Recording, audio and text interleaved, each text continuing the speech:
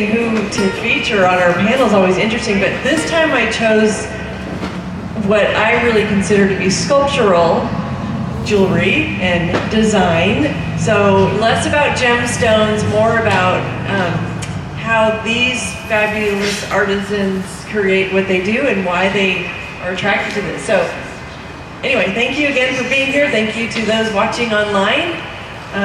Yay, and we're so grateful it's not raining today. We had sun earlier, so we won't have to fight with the raindrops for you to be able to hear.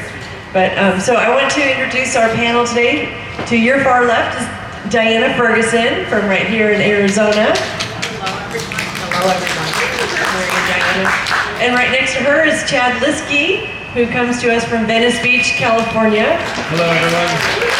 By way of Minnesota, originally. And you're originally Wisconsin. We got Midwest represented here. I'm originally from Nebraska. And then we have Cynthia Downs. You're like a symphony. Yes. Yes.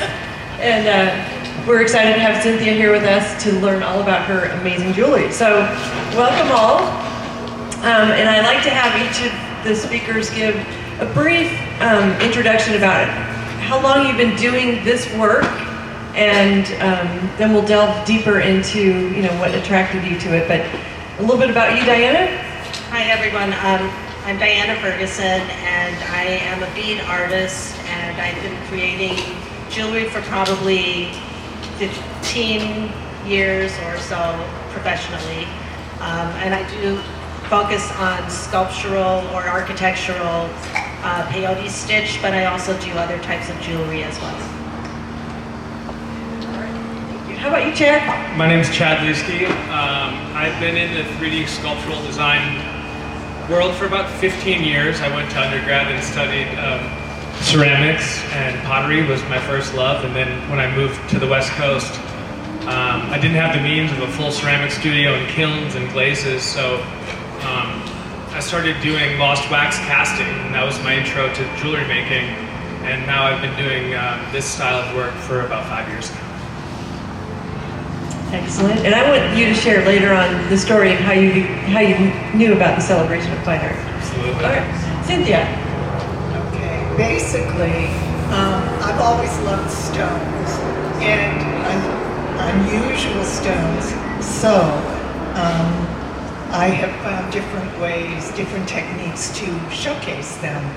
And as I like texture in metal, I discovered weaving, and a lot of my work has some weaving in it, besides just featuring the stones. So I brought examples of that, and also examples of things half-made, so you can see the process.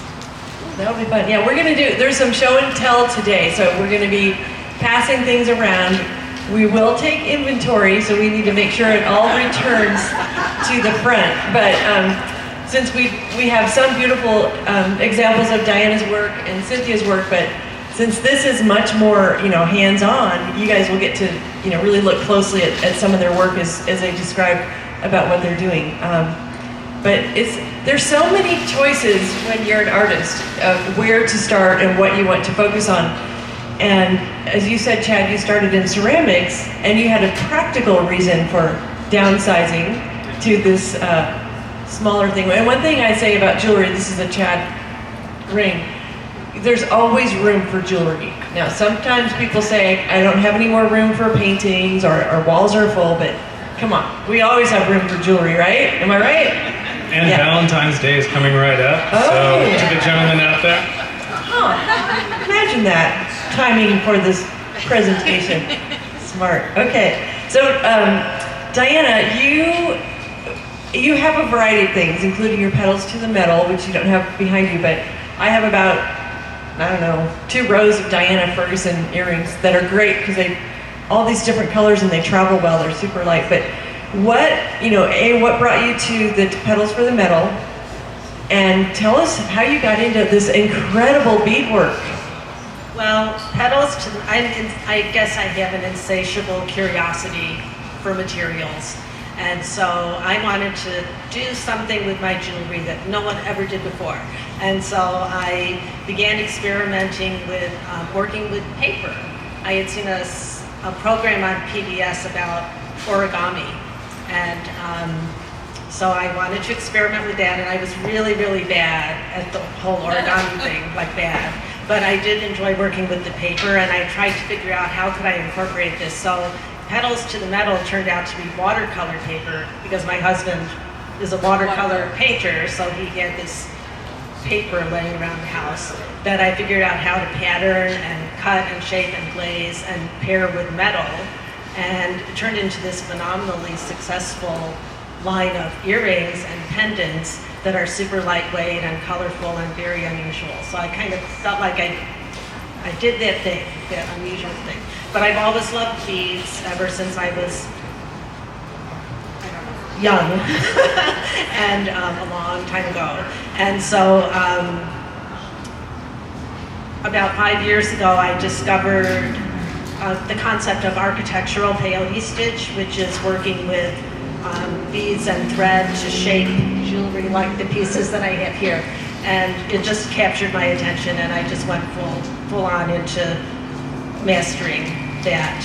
And So you're almost painting with beads. yeah, it's like painting and sculpting with beads, it is, yes. So the pets are short. Carry on. You want to talk about anything? I will just quickly.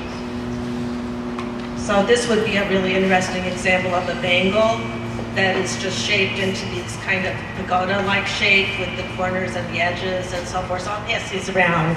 And I've got pins that also have that. And here's a little pendant.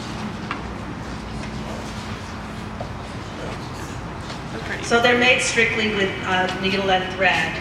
It's a monofilament thread, and then the glass beads. You're going to start us off. So let me pass it around. As a jeweler myself, I must commend the attention to detail and fine craft work and needlework that goes into these It's pieces. nuts. Yeah, the attention to detail is unparalleled. That's really nice. And your beads that you get are so beautiful. Talk about your beads. The beads are glass. They're manufactured in Japan by a company called Mayuki. And the particular beads are delicate beads. They're precision beads, which means that each bead is just like the next one. So the hole sizes are the same, the bead sizes are the same, and it allows for a really beautiful flow and fluid fabric of beads. So they're very expensive beads, and they are lovely, and there are probably, I don't know, maybe 5,000 different colors and finishes to select from. So it's really a wonderful palette to work with. And then what are the other tools? Oh, I didn't pass these around. Your other tools of the trade. I just have, people often ask what kind of thread I use. So it's Line, which is, it's a monofilament thread, but it's the same type of material you would use to tie fishing lures. So it's super, super strong. It doesn't stretch out. It doesn't fray. This is just a little 4-pound, which probably wouldn't hold a very big fish. And then I just use like a size 11 needle and the beads. And I'll just pass these around so you can kind of see what the materials are.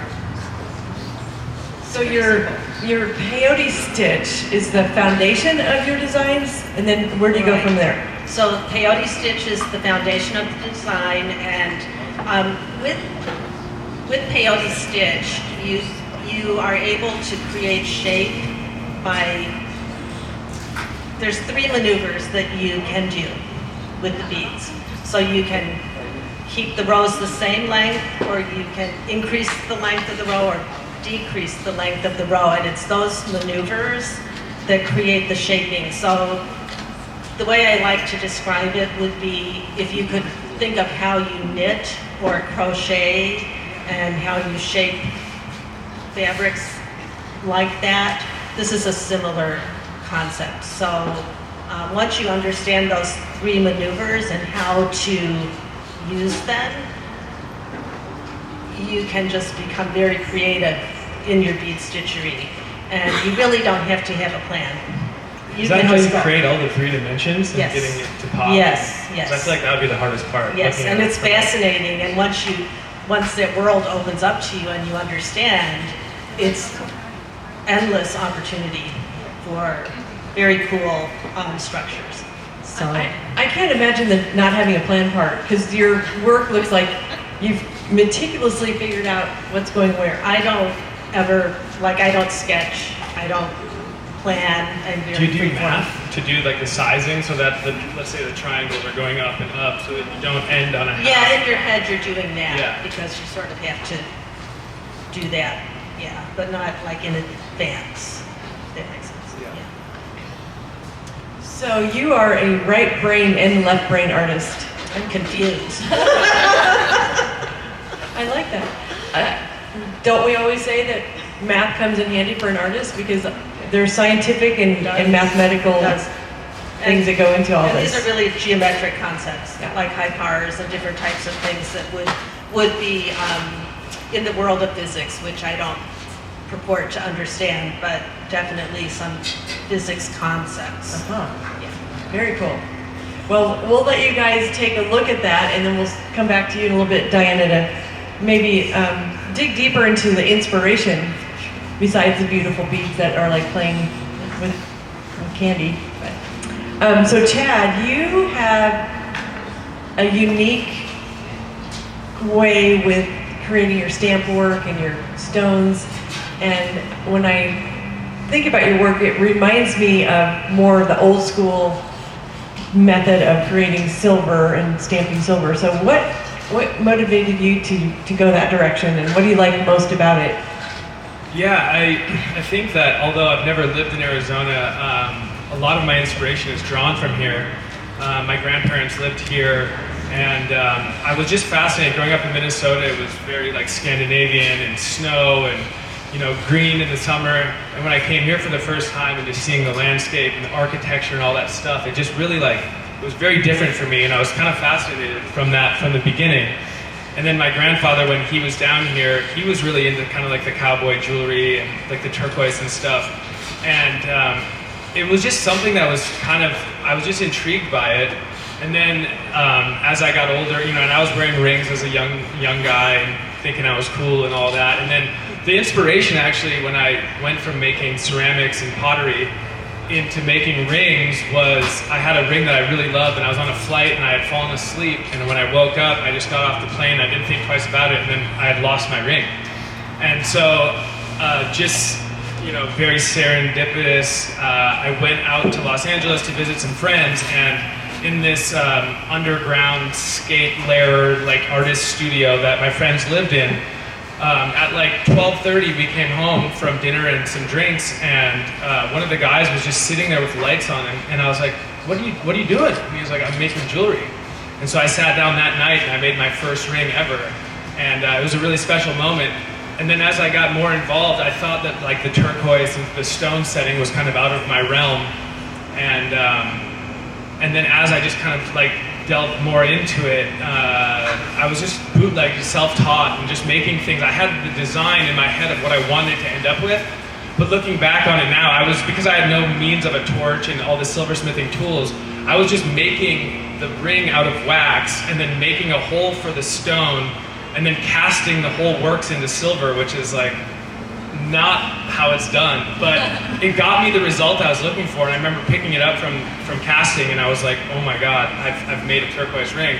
And so that kind of opened the doors for all of that, seeing that it was possible.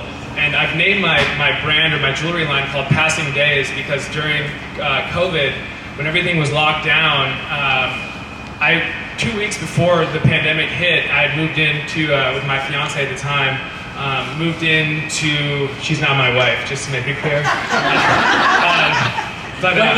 We moved into a new place, and I was working on my waxwork, and the neighbor, who's the mother, is a family, 2 generations that live next door, and she's like, David does this for a living. He has a casting facility, he's a silversmith. And I thought, no way. And so I sat there for 2 weeks before I reached out to him, even though he's my next door neighbor. And I was thinking, I need to make something really nice so he thinks I'm for real and I can make decent stuff. And so one day I got the courage to walk over there and I showed him my work after he asked to see it, and he was like, oh, this is great, you should come visit my facility. So long story short, when the whole world shut down and he had let go of his employees, me and him really connected at the hip, and no pun intended, we were passing our days in his silversmithing facility, and I was just a sponge learning all the stuff that I had never learned in my days previous, and it was opening up all these doors for me. So then at that point, going out and searching for turquoise and finding the best quality stones that spoke to me, and you know, with the utmost respect, and it's still to this day I feel honored to have to be a part of the old style jewelry making process, because I look back on, you know, how this was all founded and my inspiration and the amount of detail and just the amount of style that they achieved, you know, 100 years ago with no technology at all. And it wasn't about being trendy or being cool, or, you know, it was all for a very specific reason. And the stones spoke for people for a specific reason, and people chose stones for that reason. And so I just feel honored to be a small part in this, you know, long continuing tradition of old style jewelry.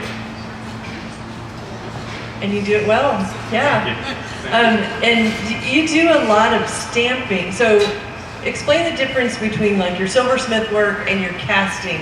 Yeah. And what are you doing mostly now? I'm not sure if the stuff is going around, but so there's two styles. Like back when they were creating like the old silversmithing, it's much like blacksmithing, where you'll heat up the metal, you'll pound it out, you'll get it to shape into the form that you want, and then you would use soldering to get those forms to stick together. And then you'd see the ropes and the bezel and stuff. But sometimes when you have a unique stone, in the way that, you know, it's all personal preference too, but sometimes you take a stone and what you do is you shape it out of wax. So I'll sit there with what starts as just a chunk of blue wax, and I'll drill the hole down the middle, and that'll eventually be the finger hole. And then from there I'll size it to what it needs to be, and then I'll essentially just sand with, you know, files and sanding blocks, and I'll create the size of the ring itself. And that's what old lost wax casting is called, where you make it in wax. And then when you put it in, the casting process is, if you could imagine like plaster of Paris, right? You have a piece of wax in plaster, and so when you heat that plaster up to 1700 degrees, the wax melts away. And then you inject hot silver, so the silver takes place of where the wax used to be. And that's how the casting process works. And then from there, to get the stamping, which is again, you know, just kudos and the utmost respect to all the generations before me, but you heat up the silver, and then it's called annealing it, and then once you quench it, it makes it a little bit more malleable, so you can take these steel stamps, and it's tricky because, you know, and I'm so critical of my work, but in order to feel comfortable putting my rings out in the gallery or on the table, I don't want to have a double stamp, I don't want to have a miss stamp, and so you have to get it and hit it right on, and then you get a nice clean stamp so that for me, I can always tell, and I think a lot of people have been like, hey, you're in your head a little bit here, like no one's going to notice that like miss stamp. But it's a really, and when I first started stamping, I was like, my hands were shaking because and at the time I didn't have a lot of silver, and you have to make all your material every time, so if you mess up, it's like you got to go put in 3 more hours. I mean, you know, you're making enough so that you can have mistakes, but looking at other jewelers, if you miss stamp, it's just kind of like, oh, throw it away, start a new one, because you can melt it down and you can, you know, recycle your silver. I didn't have the means of doing all that, so I was really, really critical about every stamp, but that's how I learned. And then once you stamp it, it recesses, obviously, and it sinks down into the silver, and then you use an oxidation process so that you fill it. And if you're passing around my work, the black in the stamp work is an oxidation that's used by liver of sulfur. And so the black turns into the crevices, and when I tumble it, it polishes all of the black off, other than in the exact areas of where I want that black, those details to lie. So it's just repeating a method that's been done for many generations, and I still hold true. I mean, I have my little rock tumbler it's a jewelry tumbler now, but you know, it's just I don't stray far from, you know, the original ways of how I was taught. That's so great. And you have such a great collection of stones, which we'll talk about that on the next round. But I often talk about, the celebration of fine art, you don't just get to see the work, you experience it, and like sometimes if you're walking by Chad, you'll hear like, bam, he's stamping. So we have Sometimes to I have to yell, fire in the hole. Yeah. People get startled. And Yeah. It's like when Gideon's tapping gently on his stone and then you hear him pounding. And over there next to him is Diana very carefully, quietly, feeding, smiling the whole time. It's great. I mean, it's such a sense of delight here. But so now, Cynthia, you really were first inspired by the stones. And then you, again, this is all wearable sculpture. So you sculpt and create wearable works of art. Yes. Yes. She's getting used to the microphone. In a way, the opposite of Chad, I found that as I was experimenting with different techniques, that reductive work or carving work was not me at all. So I see things in the air and I make them. I also don't sketch or plan in that respect, but I love building and I love soldering and I love dancing that flame and making things happen. And just when you hold something that was once a thought, it is really exciting to actually see the reality. So, Hold anything? I'll hold you. oh, okay.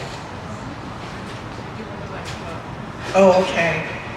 So basically, I will pass these around so that you can see the works that are half done and how I do them. But I create, that will become a necklace, believe it or not, eventually. And then in creating my rings, I use gold and silver. I set up wires, and it all starts with a blank that has holes in it. And I decide whether I want it gold or silver, or different ways, different sizes, different styles. I also do cuffs, and I weave primarily silver for those, but I do silver and gold as well. And I love the process of watching something form as I'm weaving it. And it's also very relaxing. For a basically hyper person, it's a wonderful relaxation technique. That's what Diana said. I totally get that. Yeah. Totally, yes. And this is the fine silver wire I use. It's about 26 gauge, I believe. And then I'll use 18 gauge wire to make my things. I have examples of the woven cuffs. I have examples of my tidal pool cuffs, which are just a combination of stones that you can kind of grace across your arm without everything being all in a row. And I make single ones as well, and I weave the wave. But I also feel like it adds dimension to the piece. So What speaks to you first? Does the stone determine what setting it's going to be in? yes. So many times. I mean, I feel like Alice in Wonderland or a kid in a candy store when I'm at the Tucson Gem Show or in a rock shop in the desert. I just discover things, and if it speaks to me, I will definitely, make it into something. A lot of times my tidal pools are a great example of taking a grouping of stones that just, the colors look great, the stones are all different, and just flowing them in a design is what happens with it. And then others just are spectacular by themselves, and they need to be on a bracelet or a cuff. So that's basically what I do. Do you have a favorite place where you like to go pick pick out your stones? Mostly when the Tucson Gem Show is in town, because the world comes there, and you can pretty much find anything. And then you hunt for treasures, maybe things you've never seen before, a new stone or mineral, and that's all. I feel like a child. I'm just really happy, browsing around looking for beautiful stones. And to me, a diamond or a ruby is wonderful, but for me, it's more of a little accent that might go with my other stones. So you're using more of the organic, Yes. raw Yes. stones? I love organic, and then sometimes I have to get architectural. After weaving for days or soldering and finishing things for days, I like to do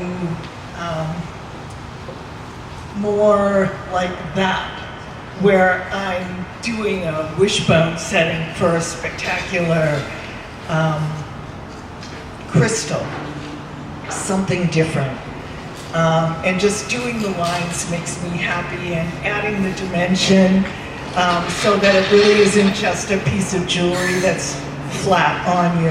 It has more dimension. So I noticed with the architectural pieces there and what you're wearing is that the stone is almost floating between the lines of the architecture part. Yes, yeah, that's what I thought. It would be a nice frame just to have them be a little kinetic and, to be able to move with you, the wearer. So do you have a favorite stone or quartz? Or This one. This one became my favorite. When I bought it, there were 3 pieces, and I sold them, 2 of them immediately, and said, oh, I better hang on to this one. And it is a smoky quartz crystal with spessartine garnet crystals that formed on the surface. And I just found a great find. I'm not exactly sure how to name the minerals, but next week I'll have those, and I plan on making more wishbones. The stone has to be unusual. It can't just be a crystal. I need things happening in it, something that will excite the wearer. is it common for that crystal to have different crystals growing on it, or is that uncommon? I think it's uncommon, at least for wearable work. I did get to find some other specimens, but they were like this big. So I never did find any more wearable ones after this find. And so that leads me to, have you made larger sculptural pieces? No. Would you? I used to think about doing that when I was at Mass College of Art. I got so wrapped up in making jewelry and finding different techniques that I started doing bases and really banging on the metal and raising these vessels and burning holes in them, doing all kinds of things just because it just was different, it was organic. And then my shoulders seized up. So after a couple of years of physical therapy, I thought, I better stick to jewelry. Stick to the smaller. That Yes. makes sense. Yeah. And again, always got room for another piece of jewelry. Oh yeah. Do you work primarily in the silver wire and the gold wire, but I use mostly the silver wire when I'm doing the cuffs, when I'm weaving the cuffs. But I love to add gold to it as an accent, and then I also like to oxidize them. So I think I have a series of the black and gold ones up there. And I just think it's a lovely look. So I haven't any now, but I'm working on it. and can you explain how the oxidation works? Well, it's liver of sulfur. Chad uses it to darken his images, and I use it. I'll just soak the piece in it, and it doesn't affect gold. So you can do that, and the gold will be fine, and it just blackens the silver beautifully. Should you keep your oxidized silver in a different area than your polished silver? Is there any? I suppose I would keep it separate. I hadn't really given that much thought, but Unless it's in hot water, you're fine. yeah. Yeah, it's not gonna. You rinse off the sulfur, but just so everyone can understand, like I've gone to a hot springs in Mammoth or somewhere where they have hot springs, and I've wore all my silver jewelry in, and because they're sulfurous springs, you walk out and all your jewelry is like either dark brown or black because of that process, and it does wear off again. But it's not like going to contaminate jewelry that hasn't been. And it's just a polish away from being back to normal. So if you have any rings that are tarnished like that, it's just a simple polish. We'll get that thing right back to shining. So as an educational input there. Very good, very good. So just like Cynthia's so influenced by stones, you have a lot of what I think are very unique, and we've passed the trades around. You have the white buffalo. So there's so many different kinds of turquoise, and the white buffalo turquoise is one that you're well known for, and the one that I was looking at the other day, it looks like a river running through it. Can you talk a little bit about that? That's on the bolo? Yeah, so this actually here is white buffalo turquoise in this bandana slide, and I actually have a white buffalo ring on too. And the more, like I was saying, when I didn't know much about turquoise, but I just knew I really liked it, and to Cynthia's point about the Tucson Gem Show, before I was even here or making really like decent jewelry, I'll say, my folks and I went down there, and I didn't know anything. I was just like, I want to find some turquoise, and we were walking around these shows where there's fine gems and rubies and sapphires and all kinds of stuff, and I was like, yeah, we're looking for turquoise, and they're kind of like, why are you wanting turquoise? It's like, I think turquoise died in the 70s or something.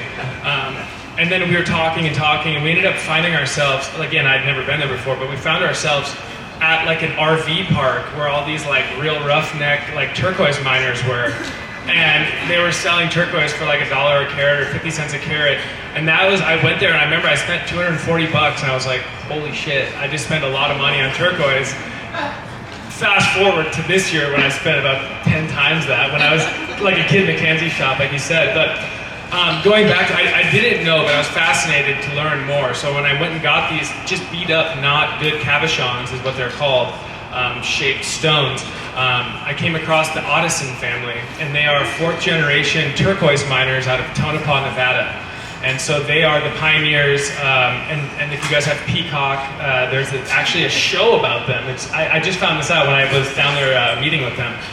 It's called Turquoise Fever, but this family owns, their great-great-grandfather came out from, I think in the Midwest or Pennsylvania, somewhere on the east side of the United States, and he was like, we're going out to mine turquoise.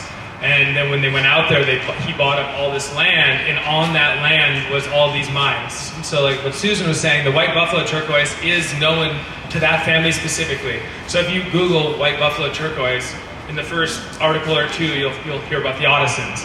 And they also have the Royston ribbon, which is what Susan's ring is here. It's a really nice high-grade turquoise.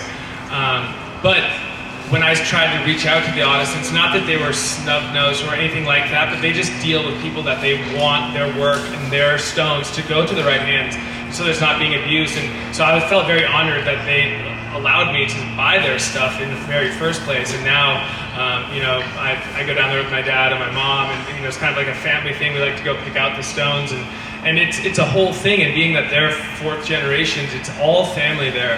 And I like to only source my stones from them, just because I know what I'm going to get. And in the world of stones, and I think everyone here can attest to it, there is some shiciness in people that, if you're not aware of what you're buying, there is some sneaking under the table. Maybe it's Chinese turquoise, or maybe it's Uzbekistani turquoise, which is fine, but I like to use Southwest American turquoise. And if I'm buying it through the Otteson family, I know that I'm getting directly from the source. They've been doing it for years. They have the best quality stuff, and if I want to end up with the best ring I can possibly make, it has to start with the best stone. And so I did a lot of research in that, But to go down, and again to Cynthia's point, and I think I even said it out loud 3 times when I was there, where I was like, I got to get out of here because I come with an amount of cash in my pocket, and I'm like, okay, bring me up, see what I'm at carat-wise and value, and then once I hit my threshold, I just have to go because I could stay there. I mean, there's 1,000 stones there, and I hand pick out every single one that you see in my work. And also, if you guys have a chance to come by my studio over here, I have 3 trays full of stones that I've hand-picked that I think would work best with my style of work. But also it has the dynamics and kind of the intricacy that I like, both in the shape and in the dimensions, and then with the matrixing of the stones, so that there's something for everyone in that case. And in the work of setting stones, something I tell all my clients here and elsewhere is that, I try to make as much stuff as I can for the show in various sizes and shapes and styles. But a lot of times, if someone's serious about buying a ring, I always prefer them that we pick out the stone. And a lot of times it's really fascinating because people are drawn to a specific stone. There can be 300 stones and it's just like laser to one. And I love that. And I love seeing people, it's just full commitment. And it's for whatever reason, and it doesn't matter what or why, but it's just everyone has a specific something that speaks to them. So to turn that into a ring that they'll wear forever, that fits the finger that they want, that's sized appropriate, if they want stamps or no stamps, or the bezel work around the top, how the stone is set, that really fascinates me because I want my clients to wear, and my collectors to wear these pieces forever. And I think that it starts with like sizing correctly and then having a little bit of input, which is unique in the sense of making a custom ring, because I don't think that it happens all the time. Yeah, and I think all of you do custom work for anyone's needs, for sure. It's interesting to me, when I was growing up, I thought all turquoise was like turquoise blue. How many of you thought that? And it's so true, like with any stone, like sapphires come in so many different colors. So turquoise, it's a mineral composition that creates the stone of turquoise, and then the other influence in the mineral is going to impact the color of the stone. So when, millions of years ago, when the water was running through the mountains and through like all the bedrock, iron is what turns turquoise green, and copper is what turns it blue. And so that, you can get turquoise from the Royston mine. And if you guys have a chance, I'll show you, but I have a tray where there's 6 squares full, probably, 75 stones. And you have a variation from the same exact mine of light yellow, or light greens and blues, all the way to like a rich, nice, full of matrixing styles of greens and dark blues, and it's all from the same mine. It's all mined within a couple miles of one another. And what's actually fascinating is that the white buffalo turquoise and the Royston is mined within 30 miles of one another. So that area of Nevada it's so full of natural beauty, and it still blows my mind to see the variations that Mother Earth has given us in such a short area. It's fascinating. And people, again, going back to me not knowing much about this, even 5 years ago, and you go to talk to someone about turquoise, they look at me like, oh, they start bringing up sediment, I don't even know what, like all these like heavy geologist terms, and I have to can you put that in layman's terms, because I'm still learning myself, because it is a deep, wide world of, once you start digging into it, it can go on forever. I'd be like, I just want the pretty one. Do you ever buy like the rough stone, or is it always already tumbled? Yeah, that's a good question, and I get that a lot. Being that I'm just so fully obsessed with what I'm doing right now, and it's always been get to a certain point, buy more tools. Get more money from sales, buy more tools. Get more money from sales, buy more tools. And so it's constantly this cycle, and I'm hoping one day I'll be out of that soon. But lapidary is something I do want to do, but for the amount of time that it would take for me to learn how to do it correctly and then get cabochons the exact way that I want them, you could pour 1,000 hours into a ring, And so at this point, it's easier for me to select the ones that are already cut, shaped, and kind of what Cynthia was saying too. I don't do measurements. I don't do any very little math when I'm going into it, especially when I'm doing the wax stuff. It's all free form, and I'll just stare at the stone, and if it's not a custom piece, I'll just look at it. And I remember Gideon saying, I was at Gideon's speech when he was here, or his talk, and you know, and he's told me this privately too, but he would look at some of his big chunks of stone and he's like, I don't need to do anything because the stone tells me what it wants to be. The stone is relaying the message, and that's just so powerful. But I had the same realization when I look at a stone. I'll just sit there and I'll stare at it and I'll say, well, this stone needs this bezel, or this would complement the shape of, you know, whether it's round or oval or square, and that kind of plays into how it's all, you know, come about. So far I'm so lost in still creating the work that I haven't gotten into cutting the stones and polishing, but you know, it's definitely on my list in the next year or two for sure. That's great. Love the enthusiasm. I mean, this is what it's all about. This is why these artists are here.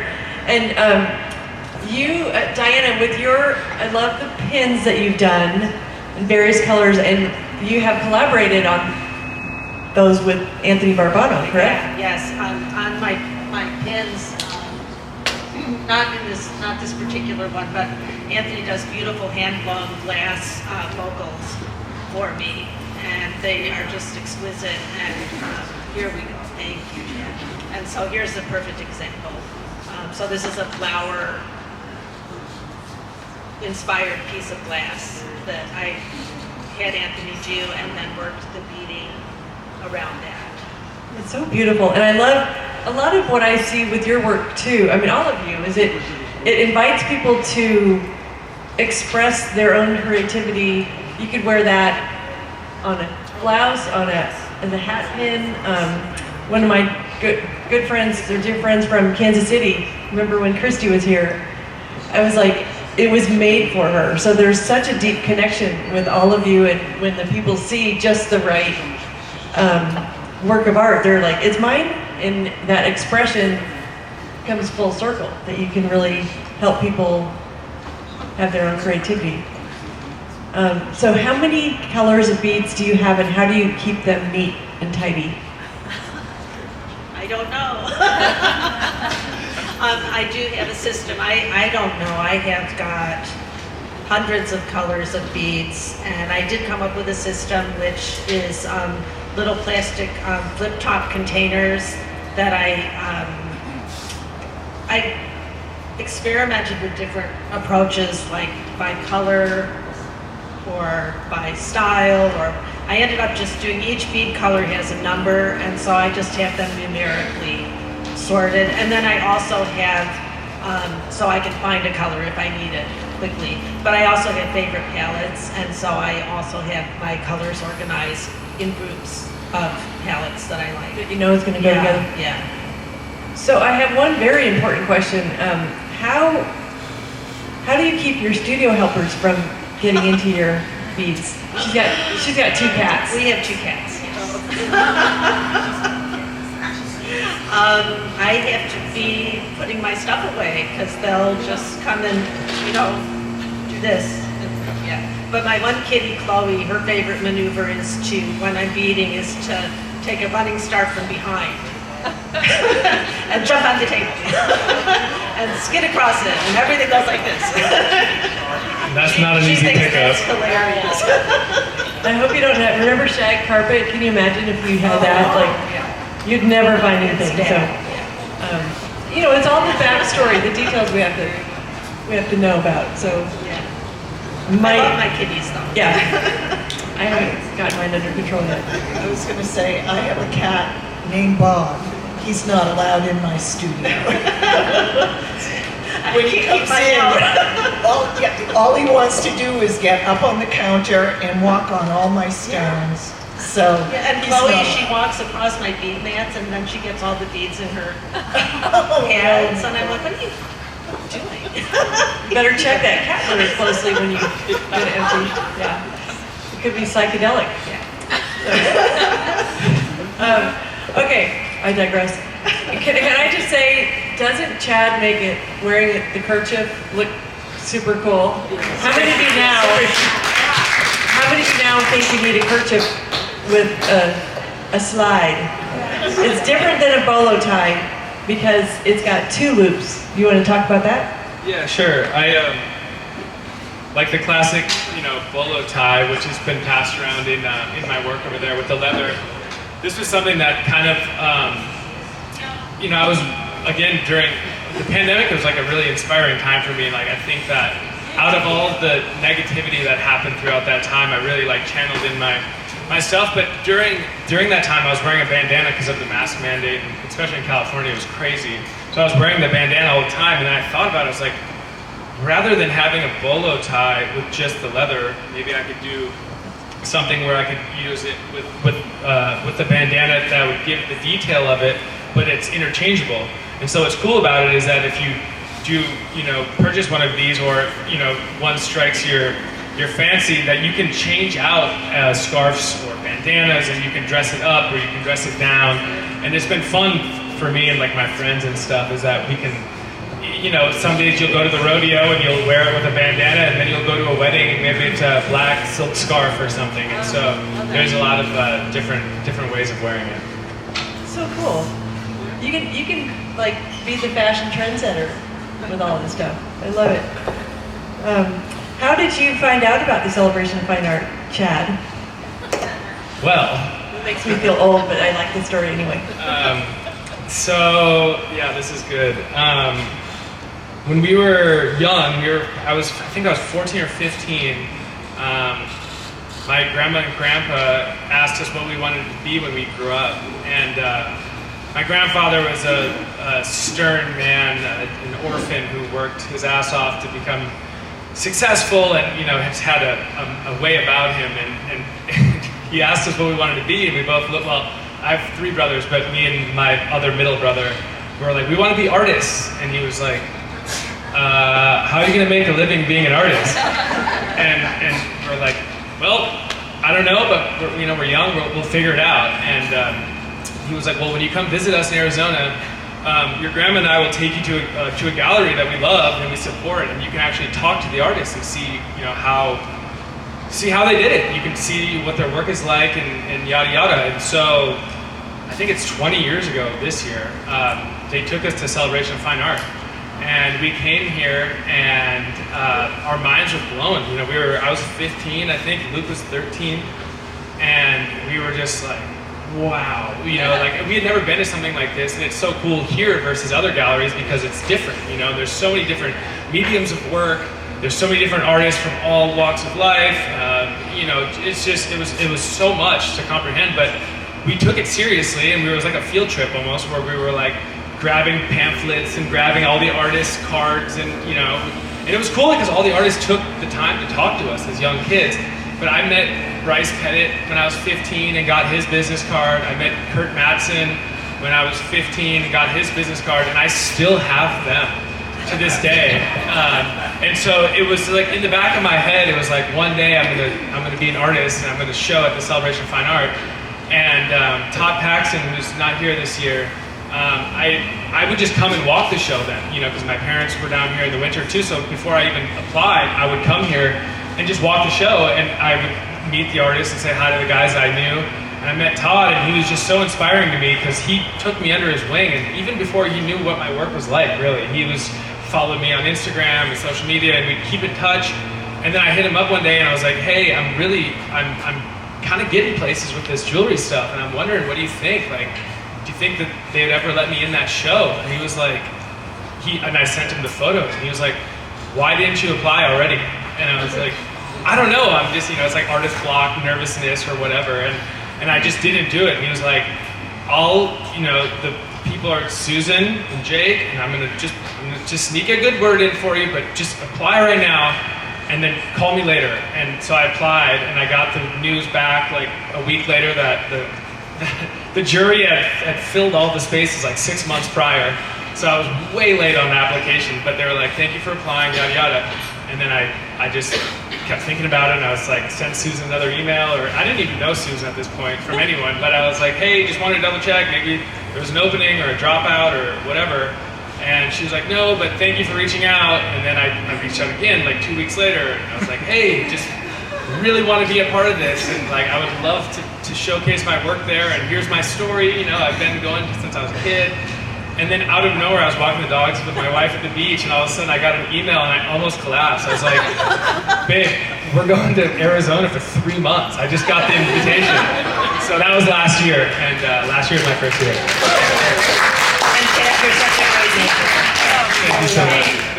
Yeah, I feel so honored to be here. It's so fun. It's so inspiring to be around so many talented people. And the fact that we can work while we're here is unreal. And it's to have the energy of all the creators here, and then to be able to work while we're here. It's very special. It's the best show in the world.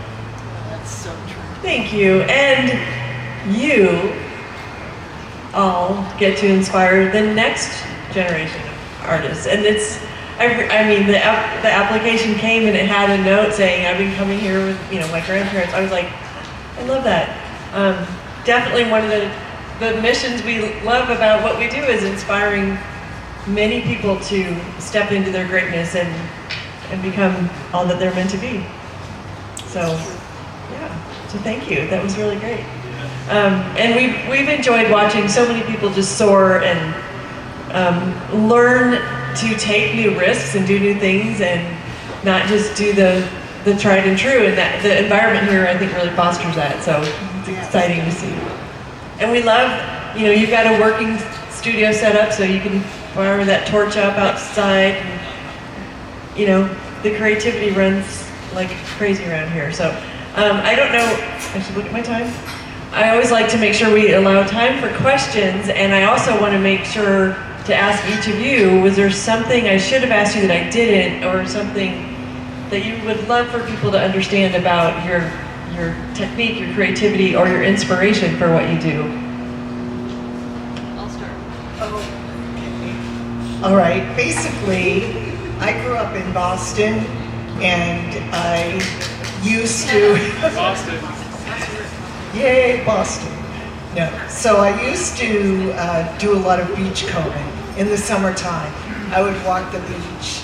And a lot of my inspiration came from sand ripples and just looking at driftwood or picking up beautiful stones.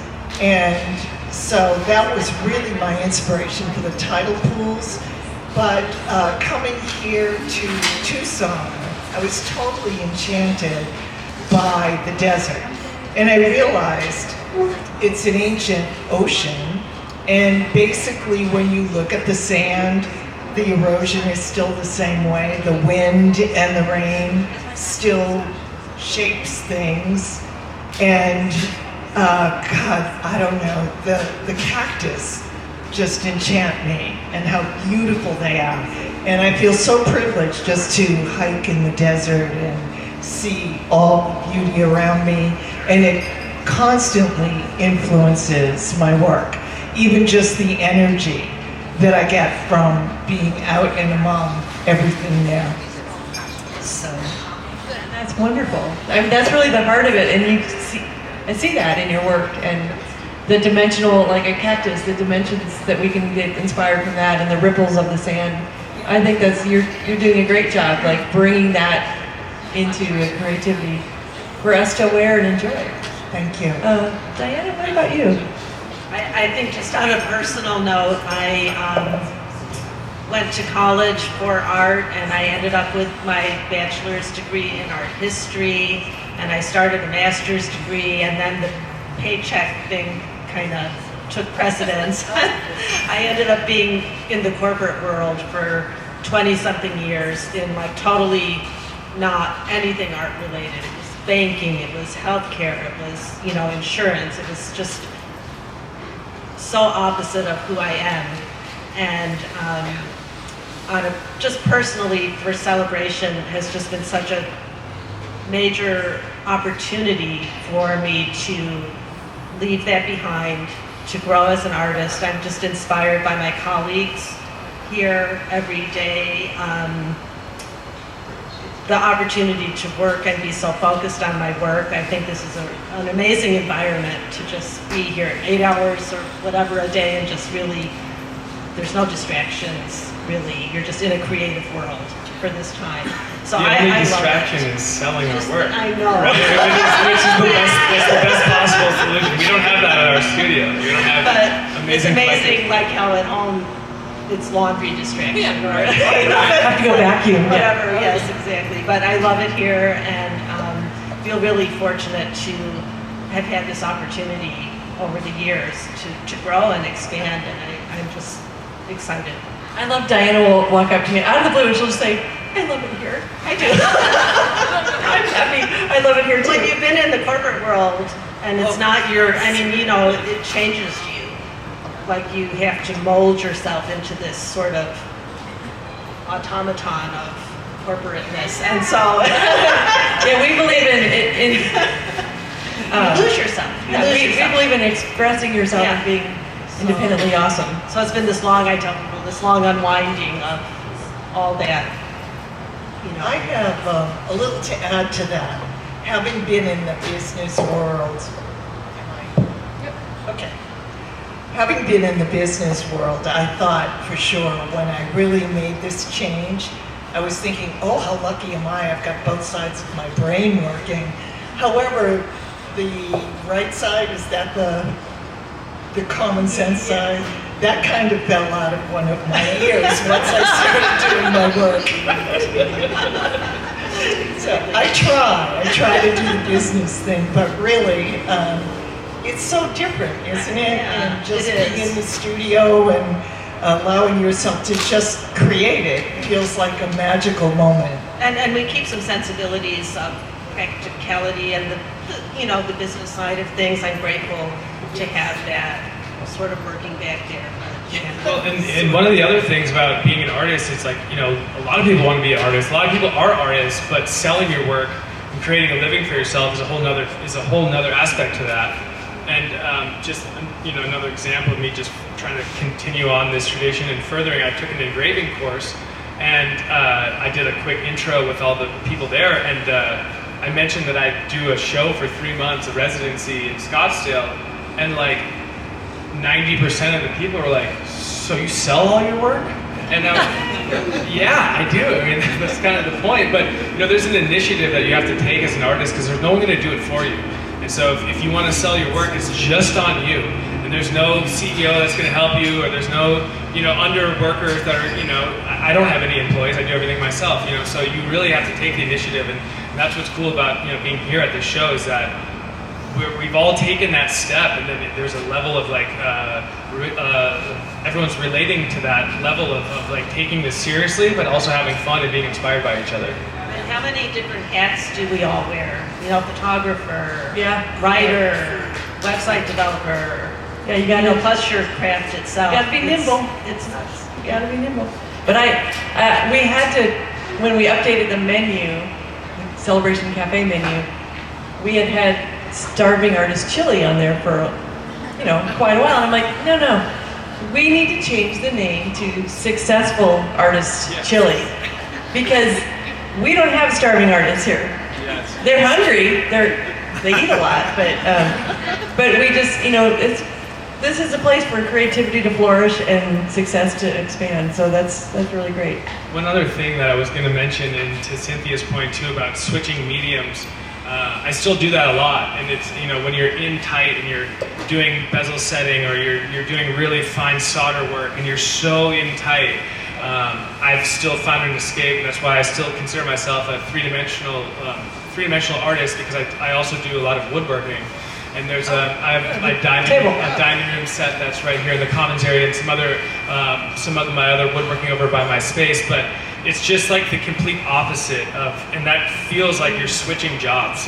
It feels like from working with a solder and a torch and like little tiny tweezers to like then just going and sanding for 3 hours. It sounds miserable, but it's actually really nice. And it's just a way to like kind of think about things and come back and look at your work and from a different perspective, because you can get really lost in this stuff. It's, you know, we all do really tedious stuff, and so to go out and look at it from like a zoom lens and then come back and be able to bounce back and forth. And there's a lot of other artists that do painting and bronze sculptures, or you know, there's a wide variety of it. But I think that's important in our work, because otherwise, just like in business or you know, in you know, the office job, you can hit that burnout phase, and when you have, you know, when it feels like it's being forced, it usually is. So it's, to take a step back and work on something else is really nice. And sometimes those forays bring you back around to something interesting in your primary body of work, which is really neat when that happens. I feel that when I think all of us as artists work on several projects all at once, because if you try to just do one from beginning to end, it just feels like it takes forever.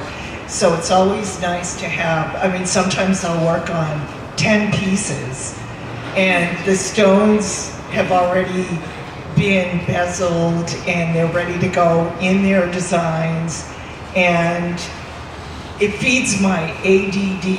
I just get to go from one project to the next project, to the next, to the next. And then you watch it slowly form, and it's beautiful. It's just so much fun to see it happen. Aren't they amazing? They're awesome. Love it. Yay! So good. So do we, well, we hit our time, unless there's any burning question. These guys were absolutely phenomenal. I want to thank Diana Ferguson, Chad Lieske, Cynthia Downs. They're all conveniently located 3 in a row, so if you go down there, take a right, you'll see Cynthia, then Chad, and then Diana. It's Jewelry Row, and right beyond there is Isabel also.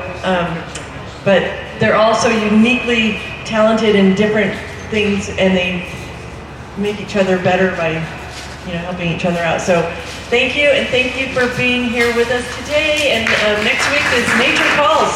So be safe out there.